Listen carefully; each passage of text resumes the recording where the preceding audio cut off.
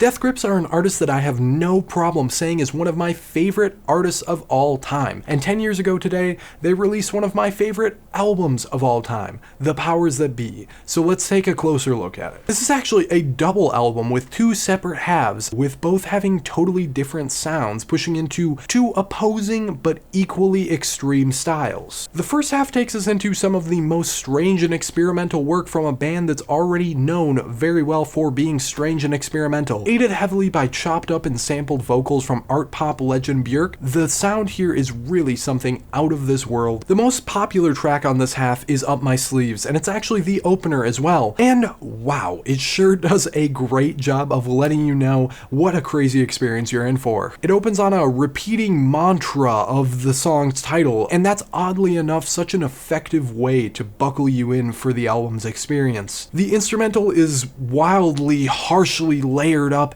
including an extremely intense drum rhythm and strange, erratic looping vocal samples. Ride really gives his all with the shouted, intense, classic delivery that he's known for, and esoteric, cryptic, and disorienting lyrics. I can't even argue with the masses here. This is probably my favorite too. If I were to pick another, it'd have to be Voila. It lives up to the title because I swear there's some sort of crazy black magic laced into the track's DNA, but I can't even begin to describe the thing here. The album's second half, Jenny Death, is a totally different experience, and those who are most familiar with rock, metal, or punk will actually find it to probably be one of Death Grips' most accessible albums. I know that was the experience for me personally. One of the best places to see that is on the most popular track, On GP, as the heavy guitar usage makes it more of a rock song than any other genre. It's immediately clear to see why this ends up being the wide favorite upon listening to the track,